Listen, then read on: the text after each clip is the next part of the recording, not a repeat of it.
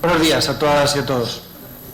La verdad es que si digo la verdad, de lo que más ganas tengo es de decir, Migueli, continúa.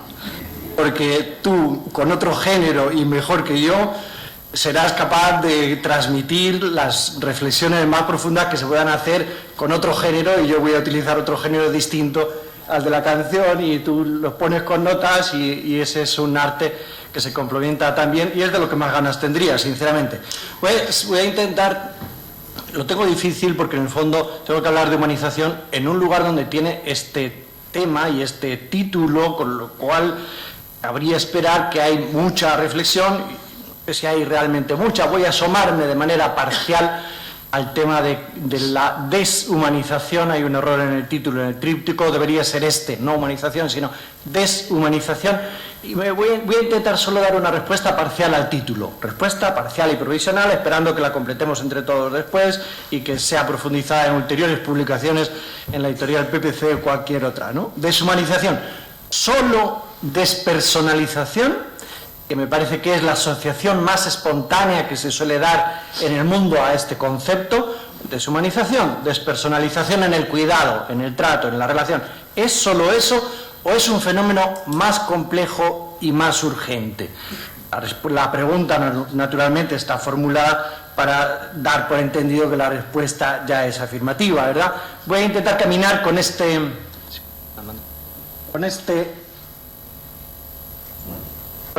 esquema que tengo preparado después de una breve introducción, que ya me encuentro en ella.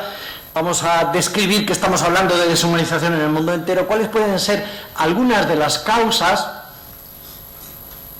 además de la despersonalización.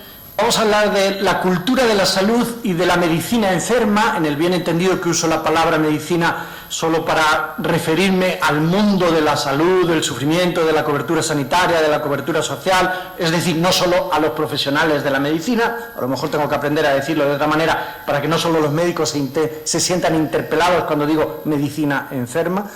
Me voy a preguntar también qué es humanizar. Hicimos en su día un estudio filológico, pero voy a ir al diccionario y voy a recoger un par de definiciones. Se la robo a Diego Gracia, a Ángelo Brusco, a otros estudiosos que también han pensado y publicado sobre este tema, para aterrizar finalmente indicando algunas, porque tendríamos que descubrir más seguramente, áreas y ámbitos de humanización, pensando siempre en el contexto del mundo del sufrimiento y de la salud. Yo creo, esta afirmación se la robo al profesor Javier Gafo, de feliz memoria para mí.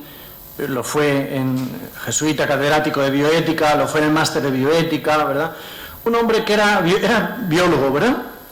Y además de ser doctor en teología, un hombre que tanto sabía de biología, de salud, de bioética, que tanto podía presumir, a mi juicio, si de eso se tratara, de sus conocimientos sobre los grandes problemas éticos del inicio de la vida, de la relación clínica, del final de la vida. Se podía despachar con reflexiones filosóficas de esas que uno que lanza y entiende el 10% de los presentes porque le está por encima, ¿no? Podía presumir tanto de tantos temas de bioética, y sin embargo en más de una ocasión le escribí y le leí, porque lo ha dicho y lo ha escrito en varias circunstancias, que el problema ético fundamental no son esos que se llevan los titulares o los grandes capítulos de los tratados de bioética, sino que es el de la deshumanización.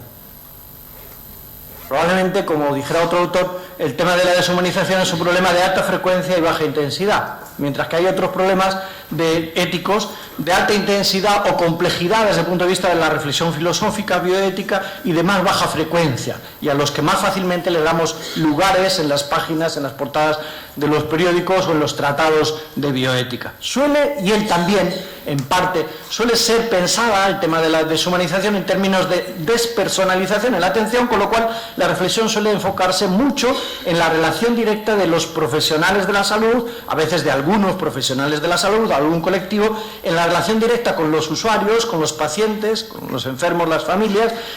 Y hablar de deshumanización suele ser sinónimo de hablar de despersonalización.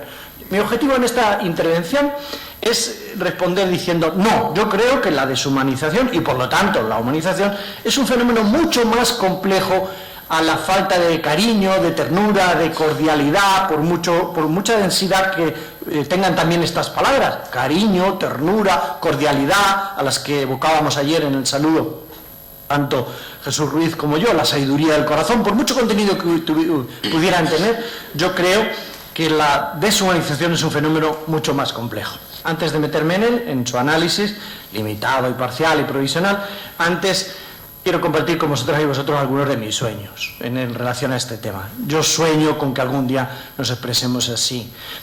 El enfermo está espiritualmente angustiado, no solo emocionalmente. La madre de este enfermo necesita un extra, bien saben las enfermeras y los médicos cuando se utiliza esta expresión, ¿verdad? Un extra, pero yo añado, de comunicación y de soporte emocional, y no solo de algún tipo de analgesia o algún tipo de ansiolítico. Mi compañera en algún servicio sanitario necesita un chupito de escucha porque su hijo, es decir, mi compañera profesional, también tiene problemas, también tiene sufrimientos, su hijo o su marido, y estemos atentos también a este cuidado recíproco como profesionales de la salud.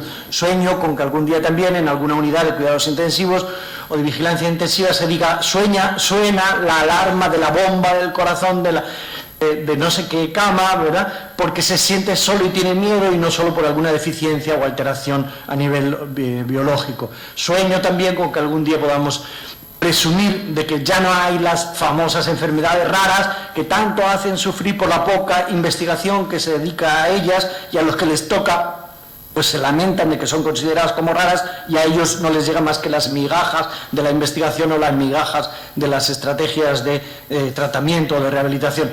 Sueño con que algún día podamos decir, estoy soñando con el reino probablemente, si le robó las palabras ayer a Paola, ¿no? Con que algún día podamos decir, desaparecieron los hospitales, que más de uno de los presentes los conocemos y los visitamos de vez en cuando, sin agua corriente, sin luz, sin medicamentos, sin la misma tecnología que cuentan los mejores que podamos presentar a nivel mundial. Sueño con que algún día a urgencias de todos los hospitales del mundo, dejadme que sueñe, ninguna persona llegue por razones de violencia de ningún tipo. Entonces, si estos sueños algún día se hicieran realidad, estaríamos hablando de humanización y de abordaje de la deshumanización y de éxito en el abordaje de la deshumanización.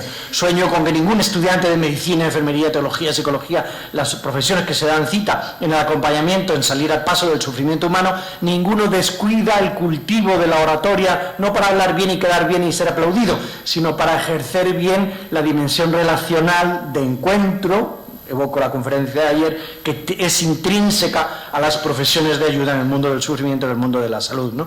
Que no esté esta área fuera de la disciplina y del aprendizaje en las facultades de enfermería, medicina, etc. Sueño con que algún día desaparezca esta maldita, me expreso también con espontaneidad y con pasión, esta maldita expresión que hemos aprendido a decir algunos profesionales hágaselo en el pañal cuando nos piden ayuda para ir al baño para cualquiera de las necesidades fisiológicas. Sueño que es terrible, por otro lado, y sigue circulando entre nosotros, ¿verdad? Sueño con que algún día deje de escuchar también que un profesional le dice a un paciente o a una familia: es normal que le duela, y detrás de esta expresión se escape de su responsabilidad de búsqueda de alguna estrategia, no sé de qué tipo, de salir al paso, de disminuir o aliviar al máximo el sufrimiento que esconda la expresión o el dolor que esconda esta lamentación. Sigo soñando. Ayer en la comida Jesús compartíamos sueños con los papas. Hoy sueño con un mundo los papas ya fallecidos. Hoy sueño con un mundo más humano y lo comparto con vosotras y vosotros, y creo que estos sueños hablan de humanización del mundo de la salud y del sufrimiento. En el mundo entero hablamos de deshumanización.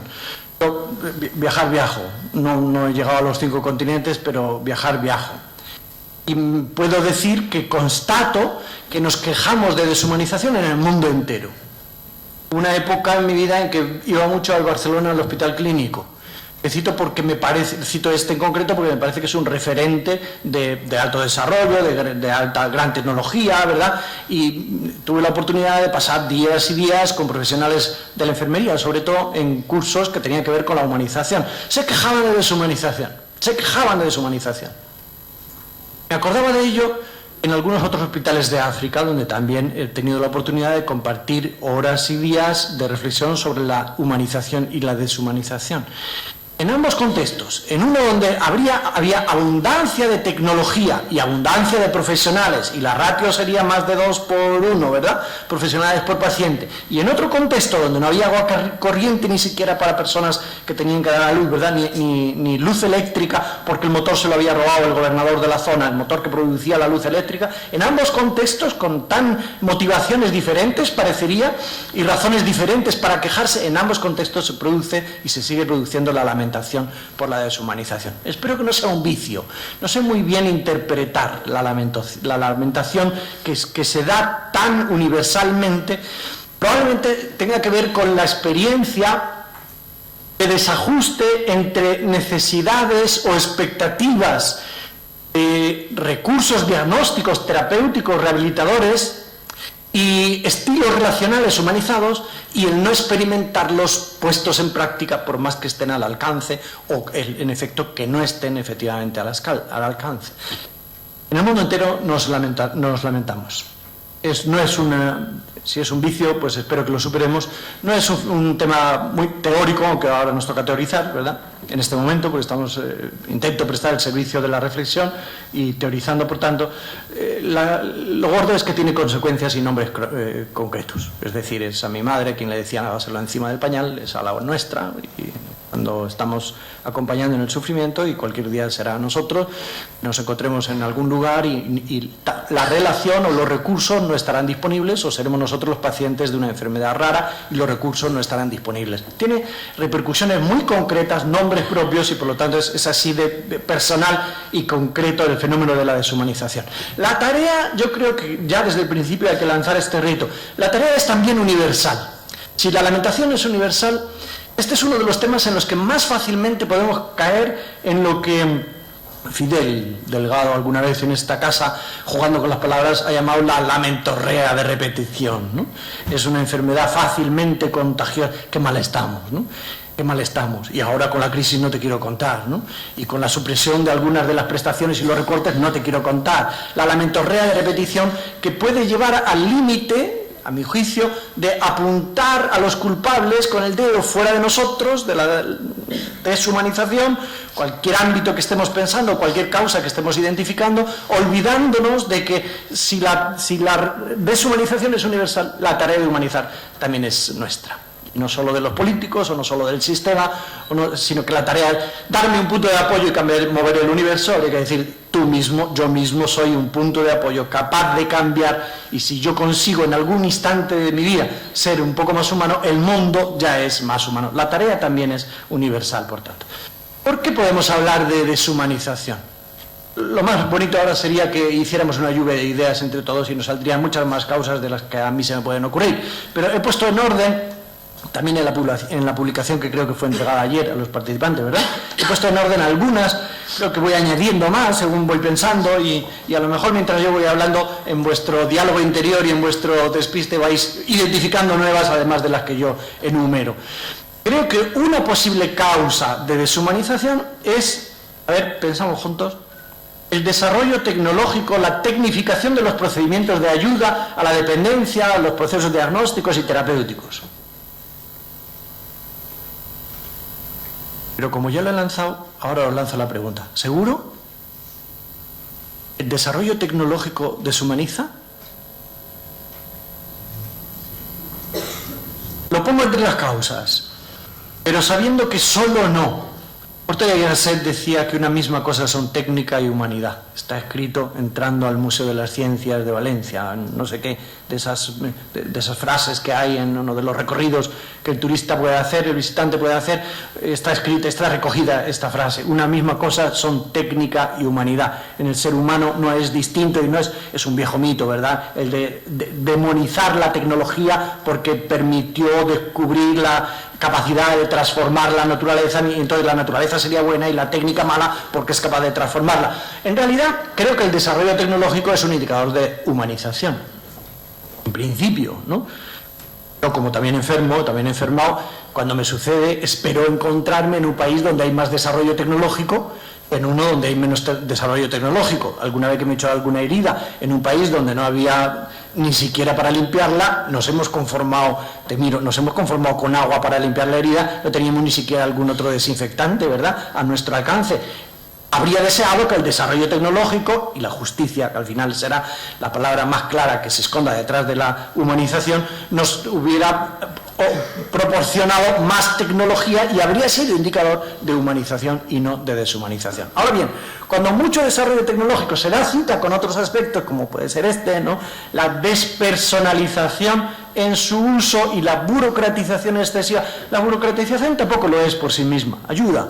Son los procesos, ¿no? Son los procesos que pueden aumentar la seguridad y dar garantía de éxito y de buen desarrollo de la práctica clínica, cualquiera que en cualquier momento en que nos encontremos. La viñeta lo dice de manera más clara que mis palabras. Dice la enfermera al médico: doctor, hay unos 52 para consulta. Y el médico responde: pues agrúpelo según los síntomas y que vaya pasando de 4 en 4, ¿no? De 4 en fondo. Esta es la parte de la burocratización que contribuiría a la deshumanización, que es en el fondo la cosificación o la respuesta estándar, que se olvida de esa parte subjetiva a la que Pagola se refería ayer, ¿no?, que hemos convertido a los enfermos en enfermedades, y es una de las causas de deshumanización. Mucho desarrollo tecnológico, utilizado de manera despersonalizada y burocratizada. En un momento, porque esto podría suceder en otros contextos, pero en un momento en el que estamos hablando del desvalimiento, de la vulnerabilidad, de la infirmus, no firme, ¿no?, cuando estamos sentados en la silla de ruedas o tumbados en la cama en relación al que está firmus, firme, ¿no? Firme porque tiene más capacidades, se empiezan a sumar posibles causas que justifican hablar de deshumanización. Además, asistimos a un mundo realmente complejo. El mundo de la protección social, sanitaria, es muy complejo. Metáfora de él o paradigma, no sé cómo decir, puede ser la experiencia que hacemos cuando entramos en un hospital desconocido, en una gran ciudad sanitaria. Es un laberinto, ¿no? Es un laberinto que lo que nos evoca es la complejidad. La complejidad para alcanzar el objetivo nuestro, que será la salud o un objetivo más parcial, el diagnóstico, pues anda que no está escondido, donde hay que ir y después donde hay que llevar el resultado y después donde es interpretado. Es metáfora de la complejidad. En el mundo de la protección sanitaria hay una gran complejidad escondida. Las empresas no aparecen en el hospital, están escondidas, pero están tomando decisiones muy grandes, ¿no? No sé si las decisiones las toman los políticos elegidos allí donde hay democracia, la hay en todo el mundo, ¿no? No sé si las decisiones en materia de protección sanitaria las toman los políticos que hemos supuestamente y democráticamente elegido, o las toman más las presiones de los intereses de las pocas, 7 me parece, grandes empresas que desarrollan su misión legítima también, su misión en la investigación de productos diagnósticos y terapéuticos, ¿no?, que genera residuos, como decíamos antes, de las enfermedades raras, porque no es rentable investigar. El mundo es muy complejo y creo que esto también explica por qué se puede producir la deshumanización. Además, es obvio que detrás de cualquier organización grande o pequeña que quiera prestar servicios sanitarios o salir al paso de la vulnerabilidad humana, hay criterios económicos. Nada se hace sin dinero, ¿verdad? O casi nada.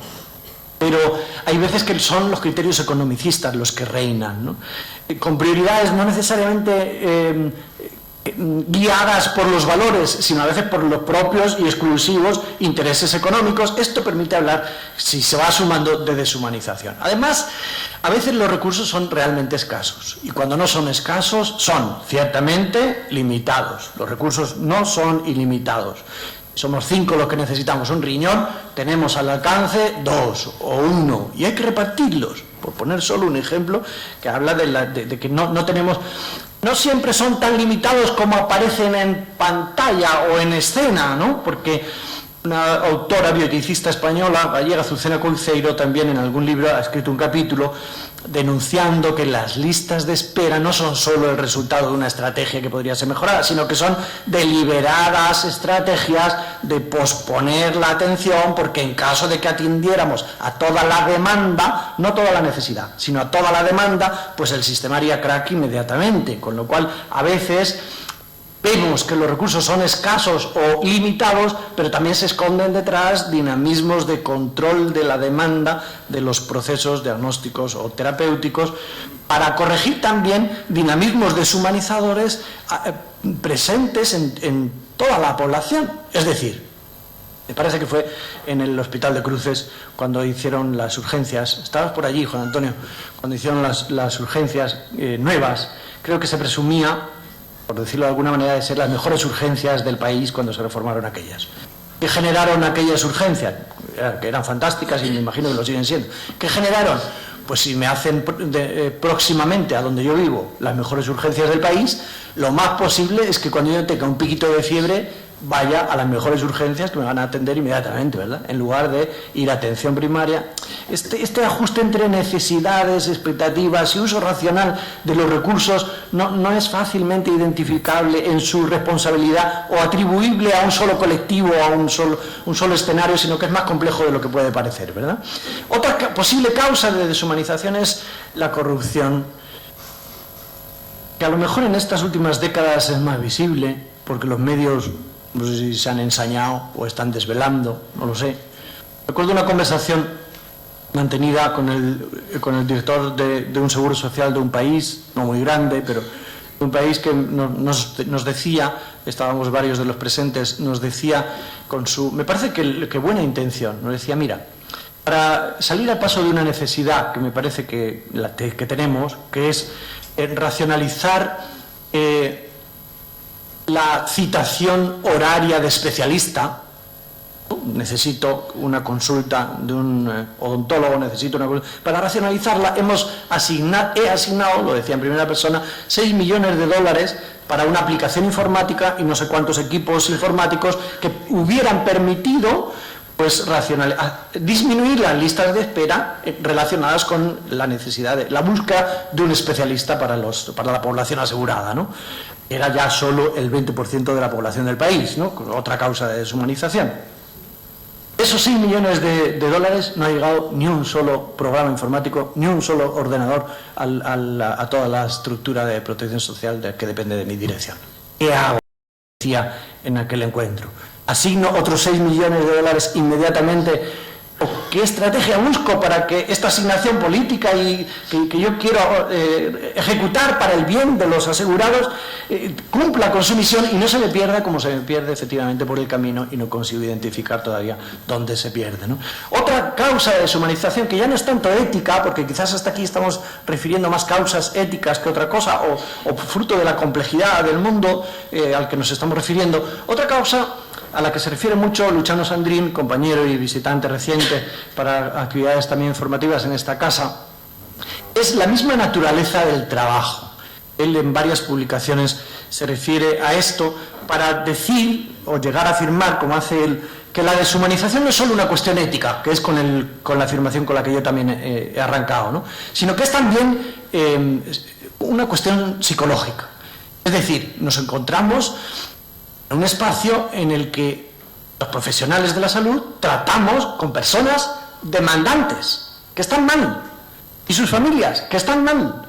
Y esta situación, solo por su naturaleza, personas que están mal, que estamos mal, que demandan a otras personas que tienen recursos limitados, que a veces también están mal, a nivel laboral, a nivel familiar, a nivel intrapersonal, ¿no?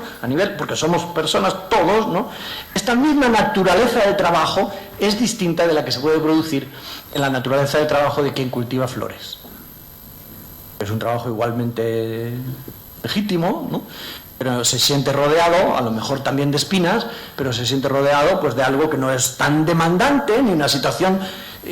Esta es más vulnerable, la sanitaria, la de la protección social, es mucho más vulnerable al riesgo del burnout, que es un tema que nos ha dado por hablar mucho de él desde que Freudenberger, el psiquiatra alemán, en el año 74 empezara a aplicarlo al mundo de las relaciones entre personas que trabajan con personas, pero que desvela, aunque antes no hubiéramos hablado con este nombre de él, desvela un problema que a mi juicio sí que es cierto, y es que estamos en un escenario de gran demanda y de gran frustración en la posible respuesta, ¿no? Yo no tengo la salud para dártela, no tengo la cama que tú necesitas para tu ser querido inmediatamente, no tengo todo lo que desearías, no lo tenemos, con lo cual la misma naturaleza del trabajo es una posible causa de deshumanización con todas las repercusiones que eso tiene, ¿no? En otras ocasiones, una causa de deshumanización en este análisis que estamos haciendo puede ser el ejercicio del poder de algunos directivos, no solo por su estilo de liderazgo, sino a veces por sus expresiones, ¿no? El dibujo quizás lo dice de manera más clara. Hay muchos sistemas de protección social, y en parte del nuestro también, que muchos profesionales de la asignación del recurso, te asigno una radiografía, ¿no? Te asigno un TAC, ¿no? Te extiendo un talón, en la chequera, en nuestro sistema de la chequera universal o del seguro que tú tienes, ¿no? Para que a ti contigo se gaste todo el dinero que cuesta esta prueba, muchos están sometidos a la limitación de los líderes que están viendo los resultados, ¿no? Te quedan 5, no uses tanto esta máquina porque si la usas, y a veces el contrario, ¿no? A veces el contrario. Hay algunos países, por ejemplo, en los que los cuidados paliativos, que son una respuesta muy potencialmente humanizadora, a mi juicio, al final de la vida, cuando hay posibilidad de diagnosticar de manera también provisional de la terminalidad, así llamada, no van adelante los cuidados paliativos justamente por los intereses económicos de los propios médicos o de las empresas.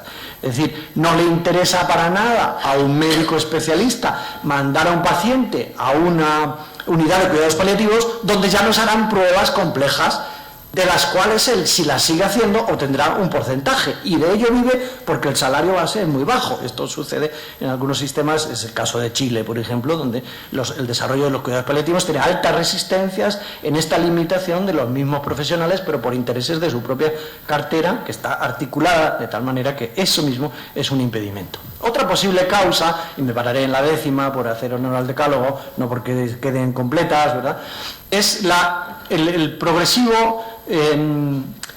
la progresiva especialización, que leída como las demás, que leída desde un punto de vista nos podría llevar a decir chapó, que bien que haya especialistas tan especialistas en cosas tan específicas, porque eso permitirá dar una respuesta con mayor seguridad, con mayor especialización, valga la redundancia, ¿no? Que bien, y por otro lado, qué pena que esta grandísima, especialización no vaya acompañada también de la personalización, porque el gran riesgo de la especialización es que al final pues haya un psiquiatra que solo sabe diagnosticar este tipo de patología concretita, y que haya un cirujano que solo sabe operar este tipo de hernia concretita, y solo sabiendo eso, lo único que le interesa ver es el trocito del cuerpo, digo trocito, ya no el cuerpo, una dimensión de la persona, ¿no?, sino el trocito del cuerpo que está averiado para repararlo. Qué bien que se pueda reparar, ¿no?, pero qué mal que no miremos a la persona. Ayer Paola, después de la conferencia, me narraba mientras ya nos íbamos su proceso diagnóstico, pues nos dijo que le habían operado y demás, ¿no? Dice, cuando fui a la consulta, la persona que me atendió era muy amable, pero no me miró, porque me dijo, ya tengo todos los datos y la parte lesionada ya la tengo identificada dónde está, con lo cual ya tengo todos los datos, hiperespecialización, riesgo también de deshumanización. A lo mejor estamos asistiendo a una enfermedad de la medicina. Tampoco me inventaría nada al usar esta expresión, ¿no?, porque es lo que está detrás de Némesis Médica, ¿verdad?, de Illich, de algunos sociólogos de la salud, que hablan de la iatrogenia, y de la iatrogenia no solo intrahospitalaria, sino de la iatrogenia social, de la posibilidad de que la misma medicina esté enferma, o de la misma medicina, no digo los profesionales de la medicina, que también, ¿no?, pero sino la cultura y lo que significa la medicina para nosotros, ¿no? Es posible, como dice también algún autor, que estemos asistiendo a una hemiplegia en el desarrollo no solo de la disciplina, sino del mundo de la medicina, ¿no? Para explicar lo que hay detrás de esta expresión, pues me sirve esta expresión, esta frase que escribieron algunos alumnos de Medicina de la Facultad de Medicina de Alcalá, donde yo di clase 5 años. Y me acuerdo que la asociación de alumnos una vez me invitó a una charla sobre la escucha y puso esta frase como lema de la charla. Nos enseñan a contar mitocondrias hasta con los dedos de los pies, pero no nos enseñan a escuchar, ¿no? Como si la medicina estuviese desarrollándose pues de manera hemipléjica, mucho por el desarrollo tecnológico, olvidando esta otra dimensión que no es la única humana, porque el desarrollo tecnológico también es humano, hemos dicho, sino que no estuviese desarrollando igualmente lo que tiene que ver más con la parte blanda o con las disciplinas que tendrían que ver con la verdadera naturaleza del arte de la medicina. Probablemente otra patología de la medicina sea un cierto estrabismo ético, ¿no? En lugar de identificar los problemas éticos que se esconden detrás de hágaselo encima, que tanto deshumaniza a quien lo vive en primera persona y a quienes sufren a su alrededor, nos hemos fijado la mirada en los grandes problemas éticos, eutanasia, inicio de la vida, y escribimos y gastamos tinteros enteros para intentar, ¿quién ha visto el embrión el primer día, verdad? Sobre eso escribimos mucho menos. En el fruto de esta enfermedad reflexionamos sobre este otro ámbito de la humanización. Quizás le estamos dando mucha importancia a la medicina basada en la evidencia, que tanto potencial tiene. A los 2 o 3 años de empezarse a hablar de esto, hace unas décadas se empezó a hablar otra vez también de enfermería basada en la evidencia, porque tocaba y toca el sano contagio, digamos, ¿no? Y se nos haya olvidado lo que Albert Joubert, famoso médico y muy recientemente fallecido, ¿no? Presidente de la asociación, médico, presidente de la asociación de asociaciones de médicos, ¿no? De pacientes, perdón, refería como la necesidad de trabajar y desarrollar la medicina basada en la afectividad. Y tiene quizás más peso puesto en su boca porque médico y porque paciente y porque presidente y representante, por lo tanto, de un conjunto de asociaciones de pacientes. Y quizás estemos asistiendo entre las patologías también a esta. Me estoy lamentando, estoy cayendo también yo en la lamentorrea de repetición. Mientras hago un análisis y busco las causas, pues estoy cayendo en la parte negativa más que en la propositiva, ¿verdad? Espero que sea en actitud de compromiso por trabajar con ello también y analizar el fenómeno para poder dar una respuesta. Estamos quizás asistiendo a pues todavía una cultura en la que hay dióxido de palabras, esta expresión también robada. Dióxido de palabra me parece que es tuya, Miguel. Dióxido de palabra, ¿no? Y no hemos aprendido a desaprender lo suficiente para la relación clínica. No hemos aprendido a desaprender y a utilizar la retórica, como decíamos antes. Quizás también en este contexto seamos un poco narcisistas o tengamos delirios de grandeza y pensemos que somos capaces de eliminar la enfermedad, el sufrimiento y hasta la muerte. Y esto también puede tener consecuencias deshumanizadoras. La no integración de la limitación en la condición humana. Puede ser una enfermedad que se desarrolle más cuanto más tecnología tenemos a nuestro alcance, nos creamos cada vez más que somos capaces de posponer la muerte, evitar la mortalidad infantil, los grandes sueños de la humanidad, ¿no? Y no volvernos locos porque somos capaces de diagnosticar antes y prevenir, ¿no? Quizás estemos sufriendo también alguna atrofia de algunos sentidos en las relaciones profesionales. Hasta aquí me he entretenido lamentándome. Y antes del debate y intentando analizar. Y antes del debate o la canción o lo que nos toque, pues os cuento que en algunos años, ya han pasado, pedimos un análisis filológico de lo que significa la palabra humanizar, también para explorar qué significa, porque en el fondo, si pensáramos bien, la palabra es un poco extraña. Es un poco extraña, ¿no? Humanizar. Pensad conmigo. Estáis haciendo ya, ¿verdad? Humanizar, pues yo ya soy humano. Ya soy humano. Si las vacas hablaran, me gusta utilizar esta comparación, y dijeran lo mismo que nosotros, dirían vacaizar. Digamos, han vuelto locas las vacas, ¿no? Porque las vacas son vacas, ¿cómo van a hablar de vacaizar o vacaizarse? Nosotros somos seres humanos siempre, y sin embargo nos permitimos hablar de humanizar y de humanizarnos, humanizarse para humanizar, ¿no? Gracia, en diferentes ocasiones ha dicho y ha escrito como Arqueros al Blanco, ha escrito es que no es lo mismo ser humano que vivir y comportarse humanamente. Es obvio, ¿verdad? Seguimos siendo seres humanos cuando matamos, y de esta conducta no diremos que es humana, diremos que es inhumana o que deshumaniza. En el ser humano, no sé, en el resto de los seres vivos, no es lo mismo ser humano que vivir y comportarse humanamente. Y al hablar de humanizar estamos refiriéndonos pues a esa dimensión, al respeto de la dignidad intrínseca y al desarrollo de la dignidad ética en nuestras conductas, porque al final el fundamento último de la humanización es la dignidad del ser humano.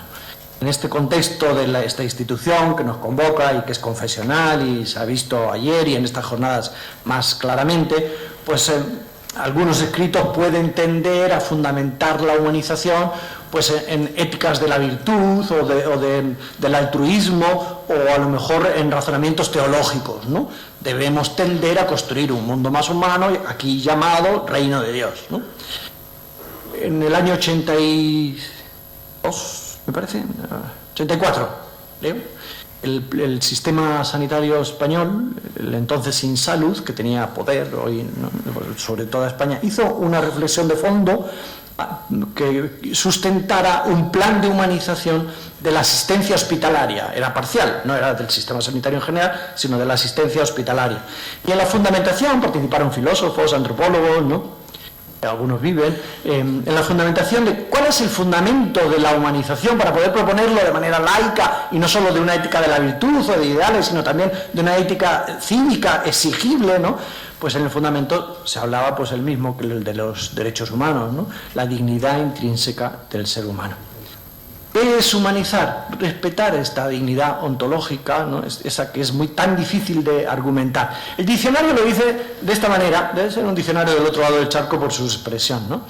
O la primera expresión, dice hacer a alguien, que significa humanizar, o algo humano, familiar y afable. Parece que vuelve al ámbito relacional, al ámbito del cuidado, ¿no? Ablandarse. A lo mejor se está alejando aquí de paradigmas mucho más seguros o fundamentalistas. Desenojarse, también se evoca el ámbito relacional, me parece, ¿no? Hacerse benigno, que podría parecer light esta definición, pero la última expresión es algo así como decir, humanizar es ser bueno. Y dan ganas de decir, déjate de cuentos, José Carlos, porque si para eso hace falta que te den el micrófono, pues no. Humanizar es ser bueno. Yo creo que se puede, sí, efectivamente. Humanizar es algo así como comprometerse por trabajar, de como las cosas, trabajar por llevar las cosas de como son a como deberían ser. Este reto, este ideal tensional de buscar el bien, ser bueno, buscar el bien, no sé si tiene atractivo siempre, no sé si el bien, lo bello, lo bueno y lo justo están siempre en el mismo nicho o no necesariamente, porque también nos atrae el mal. La búsqueda del bien, ser bueno, eso es humanizar. Dice muy fácil, sigue siendo muy teórico y por eso intentaremos a continuación aterrizar en algunos ámbitos, manteniéndonos todavía en el ámbito de la reflexión, ¿no? Porque nos toca cada día aplicarlo en nuestra profesión. Robándole de nuevo las ideas a Diego Gracia y a Angelo Brusco en algunas de sus publicaciones monográficas sobre este tema, dicen, humanizar es una cuestión ética, esa que yo he descrito ahí, de trabajar por llevar las cosas de como son a como creemos, ojalá que colectivamente, que deberían ser. El deberían evoca el reto ético, debería ser, y no son todavía deshumanización, humanización, ¿no? Humanizar es una cuestión ética, tiene que ver con los valores, ya salió el núcleo de la dimensión ética, con la búsqueda del bien. ¿El bien de quién? Porque también el egoísmo es la búsqueda del bien a lo mejor propio, ¿no? La búsqueda del bien de la persona que se encuentra y de sí mismo. Legítima búsqueda también del bien del propio profesional, ¿no? En la relación, ¿no? Humanizar consiste no en eliminar la técnica, sino en usar la técnica, no en demonizarla, sino en usar la técnica para luchar contra las adversidades de la vida, trabajar, diríamos hoy, después de la conferencia de ayer, trabajar contra las adversidades de la vida, impregnándola de los valores y actitudes genuinamente humanos, de acuerdo con la dignidad intrínseca del ser humano. Al final yo, para romper también otro tópico que me da un poco de rabia, yo diría, humanizar es promover la competencia profesional. A ver, humanizar es para promover la competencia profesional. Me da la impresión de que a veces pensamos que hasta a una persona la podemos calificar así. Esta persona es un buen profesional, pero a nivel humano, ¿eh? Como si la competencia profesional fuera otra cosa diferente de la humanidad, de la dimensión humana. Ahora quisiera decir que a mi juicio el concepto de competencia profesional sería casi sinónimo a lo que podemos requerir a una persona para que sea agente humanizador en el campo en el que se encuentren, el de la investigación, el de los procesos de diagnóstico, el de la asistencia, el de la planificación, el de la gestión, en el que sea, ¿no? ¿Y qué es la competencia profesional? Habitualmente, una visión reductiva nos llevaría a pensar que es lo mismo que la competencia científico-técnica, competencia profesional, igual a competencia técnica, ¿no? Y ahora estoy queriendo decir que, a mi modo de ver, la competencia profesional debería ser entendida, o es una propuesta, como la suma de esta, junto con estas otras, que serían la competencia relacional, que tanto hablamos en esta casa, ¿no? La competencia emocional, de la que cada vez se habla más, sobre todo después del impulso, ¿no?, de la reflexión sobre la inteligencia emocional, de mano de Daniel Goleman o de cualquiera, o de Zubiri, inteligencia sintiente, o de la mano de quien venga, ¿no? La competencia ética, no la capacidad de tomar decisiones, sino la capacidad de detectar, de superar el idiotismo moral, en boca de otro bieticista, ¿no? La no identificación de la conflictividad ética. La competencia ética viene por la capacidad de detectar la complejidad, de analizarla racionalmente, de deliberar grupalmente a la búsqueda del mejor bien o del menor mal posible. Y esta introducción de los procesos deliberativos todavía se están manteniendo en nuestro contexto, a mi juicio, en el campo de los 4 comités de ética que se han conseguido generar, que tienen poco trabajo todavía deliberativo, según mi perspectiva, ¿no?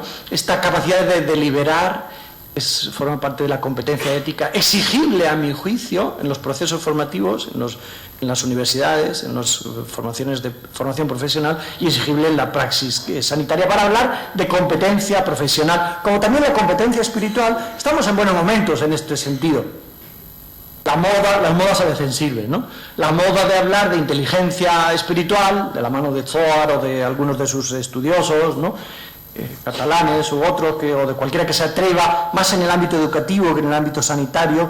Empezó en el ámbito sanitario la reflexión sobre la inteligencia espiritual, pero después se ha desarrollado más en España en el ámbito educativo, la necesidad de ser capaces de manejar categorías como trascendencia, sentido, trascendencia no solo vertical sino horizontal, búsqueda del sentido, gestión de los valores, admiración, silencio, cultivo de la interioridad. Estos referentes que hablan de la competencia espiritual no están articulados todavía en los procesos formativos y en los procesos asistenciales, no están incorporados, ¿no?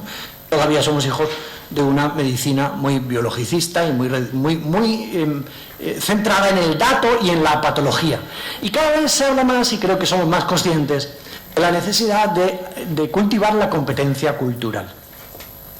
Porque cada vez más nos cruzamos las diferentes culturas, no solo las diferentes regiones, que ya son una variable, pueden ser una variable dentro de nuestro estado, ¿no?, sino también las diferentes culturas. Mi enfermera puede ser de Guinea, y por ahí alguna, y mi enfermera, por lo tanto yo paciente, o al revés, ¿no?, el paciente puede ser alguien que viene de fuera.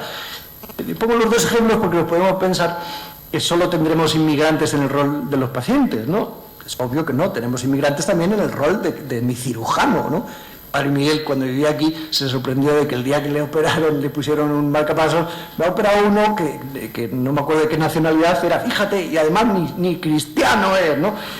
80 y tantos años, bajo los hierros de uno que se le presentaba con el turbante o algo parecido, el turbante interior, ¿no? Pues efectivamente, un poco de competencia espiritual, o no nos enteramos de las categorías que le sirven al otro para interpretar y para vivir su experiencia de fragilidad y su reto de salud. Es lo que se esconde detrás. Bueno, en el parte de la literatura, sobre todo la de origen sudamericano, se les llama a estas competencias, ayer me refería a ellas, a estas competencias, exceptuada la competencia científico-técnica, se le llaman competencias blandas. No sé si este bautismo nos hace bien, porque luego la reflexión de la inteligencia emocional nos dice que el dato blando tiene repercusiones duras sobre la vida interpersonal y sobre la vida interpersonal, intrapersonal, sobre la propia biología. Los sentimientos influyen tanto en el desarrollo, en el origen de las enfermedades, en su recuperación, y en esto cada vez hay más investigación, ¿verdad? Sobre, por ejemplo, relación entre tristeza, depresión y recuperación de cadera, o éxito en el trasplante de riñón. Cada vez las investigaciones son más monográficas y más específicas. El dato blando, que evoca este mundo de las competencias blandas, de la gestión de los sentimientos, de los conflictos, de las relaciones interpersonales, tiene repercusiones duras sobre la vida de las personas, sobre la salud, la enfermedad, la rehabilitación, y sobre la vida de las organizaciones y el mantenimiento del propio sistema y el equilibrio mundial. final, hasta podríamos decir, ¿por qué hay guerra todavía en Colombia? ¿Por ideales de fondo, políticos, o más bien ahora el mayor motor es la mala gestión del rencor? Es un dato blando, que es un mundo de los sentimientos. La mala gestión del rencor que lleva al desequilibrio, digo, no solo de un sistema de protección social, sino incluso puede llevar al desequilibrio de un propio país, ¿no?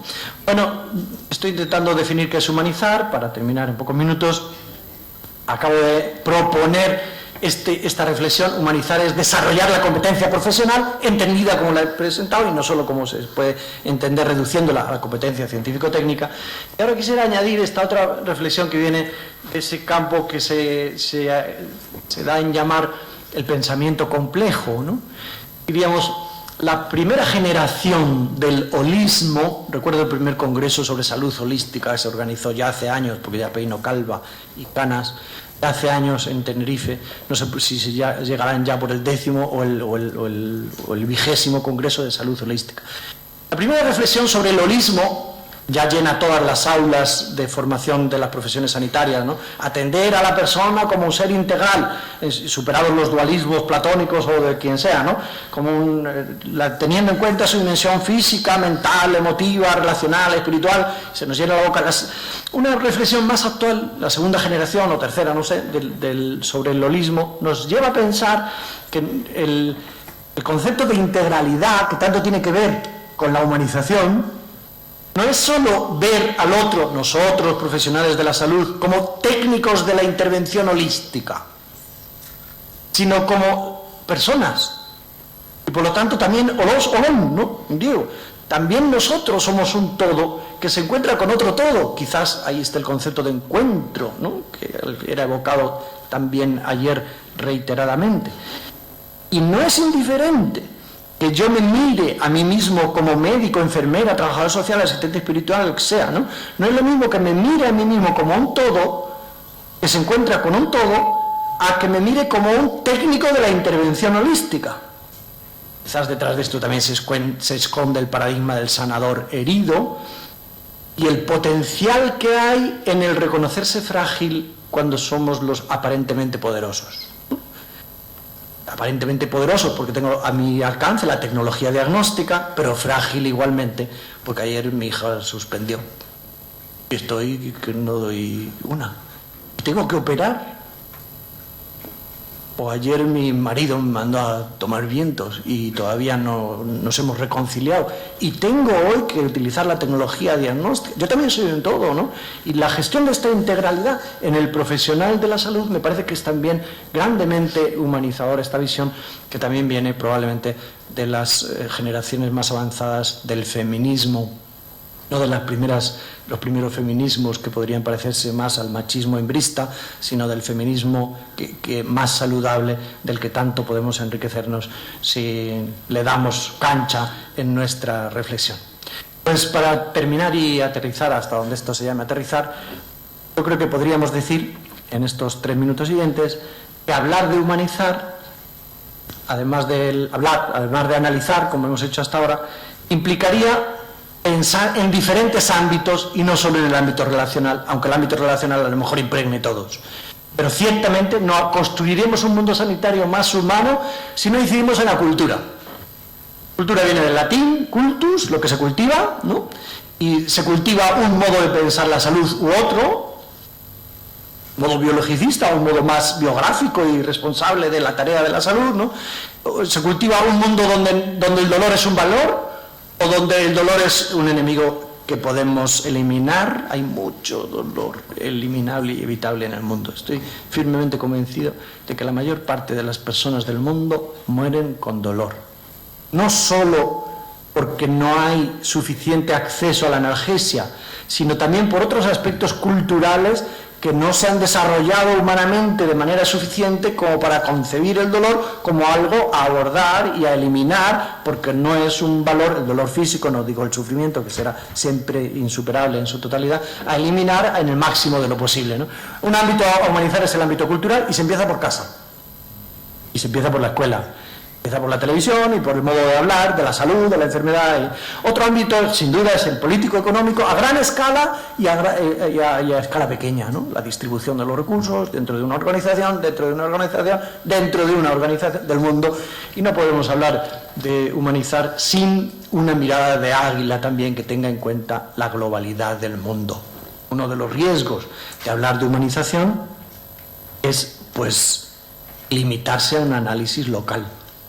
Es cierto que la mirada de la gallina es realista, pero la mirada del águila también, y son complementarias. Podríamos estar aquí, reivindicar, ¿no? La reivindicación de las batas blancas, verdes o del color, reivindicar cualquier cosa en términos de justicia y olvidarnos de que a poquitas horas de vuelo de aquí, las reivindicaciones deberían ser cotidianas y sobre cosas mucho más gordas, ¿no?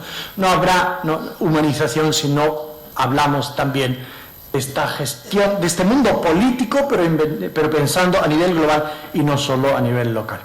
Otro ámbito de humanización es el ámbito estructural. Es curioso que la palabra hospital significa lo que significa. En francés es Hôtel Dieu, nada menos, ¿verdad? Hotel de Dios. Y que hemos conseguido con el desarrollo de la arquitectura generar hospitales verdaderamente inhóspitos. Verdaderamente en todo. Estamos haciendo esfuerzos, ¿no? Con los colores, con la señalización. El plan de humanización contemplaba también estos aspectos de la señalización, de la eliminación de barreras, pero hay muchos hospitales realmente inhóspitos en muchas de sus características. Pues humanizar tiene que ver con intervenir en las estructuras, en los edificios, con los modelos asistenciales, ¿no? Con la cultura que luego se traducirá en los modelos asistenciales.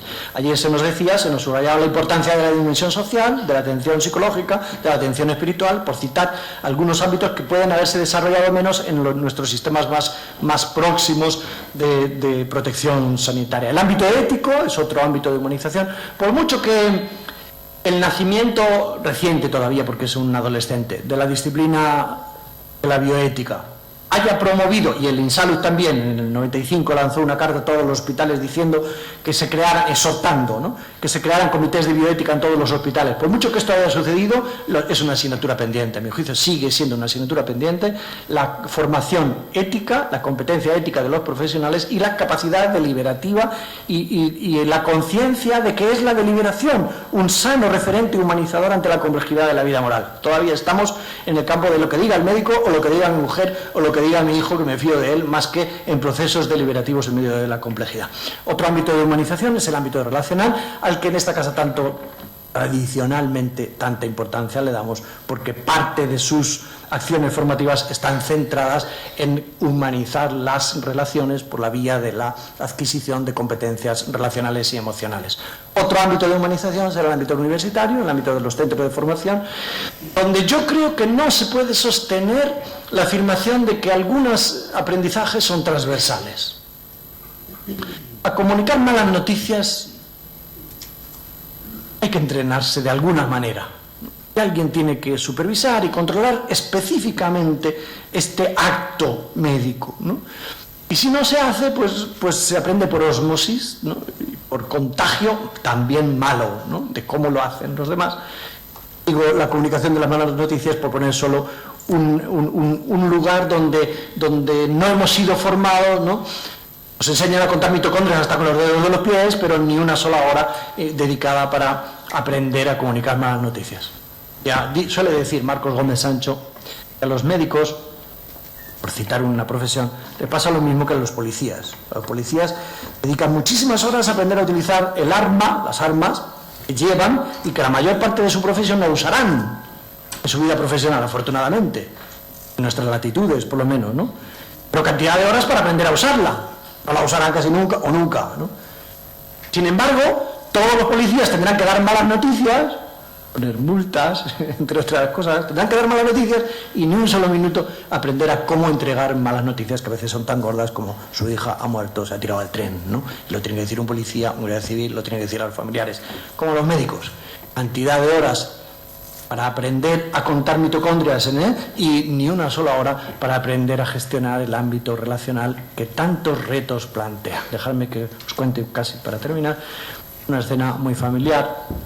Mientras asistía a la última semana de la vida de mi madre, mi hermano Típica escena del Hijo de Bilbao del libro, ¿no? Cuando vino el médico, un jovencito pimpollo estirado como yo,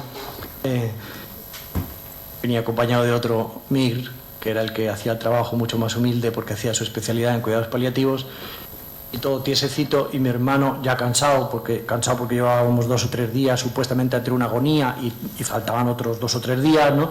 Pues preguntó con un tono nada extraño, ¿no? ¿Cuánto puede durar esto? Y el médico estirado respondió: no querrá que le ponga la morfina a chorro, ¿verdad? Era necesaria esta respuesta. Esta sirve para el libro, para hablar de dispatía. Y por otro lado, yo sentí sobre todo pena, pobrecillo, ¿no? Porque se habrá sentido hasta incómodo. Para utilizar esta respuesta se habrá sentido incómodo e inadecuado en la respuesta. Y nos podría decir, si le llamáramos aparte: ¿y qué quieres que haga, chico? ¿No? Ante una pregunta compleja, si yo no he aprendido, si no me han enseñado, ¿no? No he tenido oportunidades formativas y de supervisión en este campo. A mí me enseñaron a interpretar pruebas complejísimas, ¿no? Nadie da lo que no tiene. Así que otro ámbito de humanización será el desarrollo personal. Los psicoanalistas reunidos, ¿no? Francia, reunión citada en tanta literatura, se dice que llegaron a esta conclusión, obvia por otro lado, ¿no? Nadie puede ayudar a otros si no tiene de alguna manera abordados, al menos identificados y abordados de alguna manera, los propios conflictos, los propios problemas. Nadie da lo que no tiene.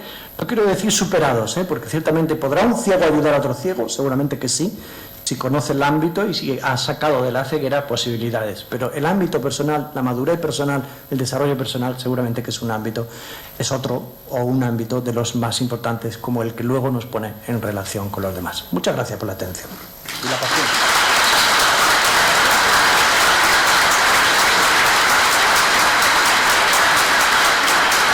Gracias, Carlos.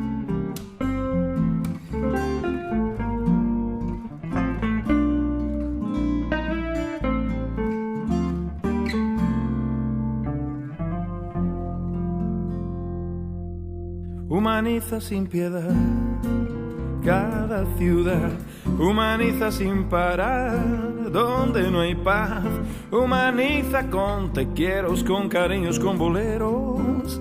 Dar una rosa de vida, eso es humanizar. Humaniza para crecer y no parar. Humaniza y tu vida no coge olor a humedad. Humaniza los dolores con caricia.